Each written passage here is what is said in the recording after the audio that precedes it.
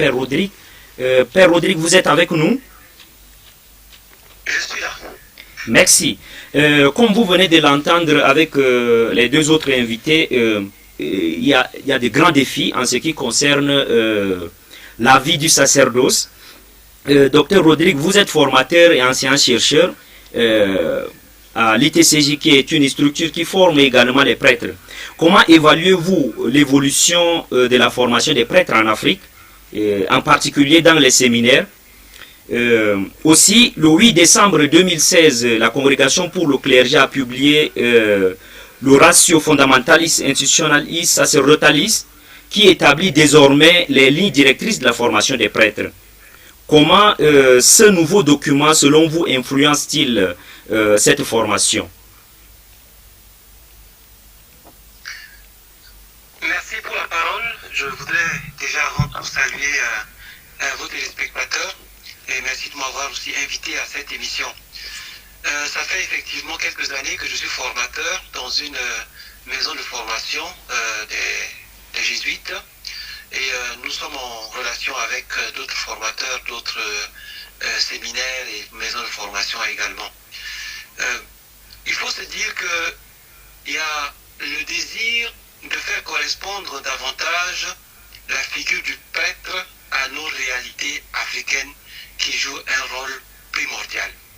Comme vous le savez, la vie sacerdotale en tant que telle, la vocation sacerdotale a grandi, s'est développée pendant très longtemps en Occident et au bénéfice de l'évangélisation dans nos pays africains, il a fallu avoir des prêtres et donc la formation sur le sol africain devenait quelque chose d'assez important pour simplement la vie de la mission. Donc depuis le début du siècle, les séminaires se sont ouverts sur l'autre continent et effectivement comme mes deux confrères l'ont dit, les défis sont énormes, surtout liés à la culture, surtout le désir en fait de fécondité. L'Afrique est assoiffée de fécondité, disait un de nos aînés. Comment faire en sorte que cela puisse correspondre à l'Afrique? C'est ça vraiment la vraie question qui se pose. Effectivement, le document sur le don de la vie sacerdotale montre que la formation du prêtre a déjà été structurée depuis longtemps, depuis très longtemps. Vous savez que depuis le début du premier millénaire déjà, la formation du clergé était déjà une priorité. Et donc ce document est en fait l'un des derniers documents en liste pour structurer la formation du prêtre. Et ce document aide en fait à former des prêtres qui sont au fait de la situation actuelle qui est très complexe, très changeante, vraiment qui évolue très vite. Après un temps de préparation spirituelle, propédeutique,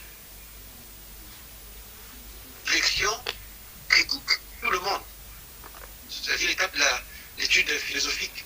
Et lorsque le candidat au sacerdoce aborde les études théologiques, c'est déjà une configuration à ce qu'il voudrait être plus tard, mais alors venant de manière profonde.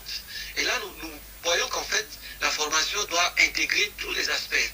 Elle doit être intégrale à ce niveau-là, spirituel, intellectuel, humaine tout simplement, et surtout, ce qui est très important aussi, la maturité de manière intégrale, surtout la maturité psycho-affective, qui, on l'a constaté depuis quelque temps, n'est pas une chose donnée dans nos séminaires. Il faudrait que le tri soit très bien fait et ce document insiste beaucoup là-dessus.